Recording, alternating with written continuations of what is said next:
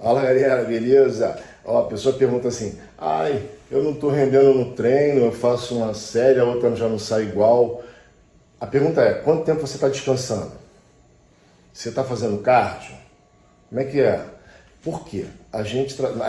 O teu resultado, a tua força, ela vai estar diretamente relacionada à tua reserva de energia. E a tua reserva de energia nada mais é, em princípio, primeiro ponto, aquela célula de ATP. E ela é com base no glicogênio que você tem no sangue. Cada glicogênio, se não me engano, quebrado, vira 34 células de ATP. Então, cara, vamos lá.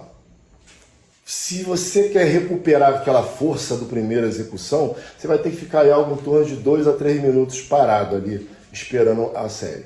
Por quê? Eu li um estudo, um artigo científico que fala que em 60 segundos, 70% das células de ATP são recuperadas.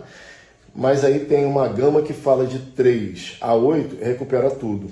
Então é isso, o tempo é a resposta.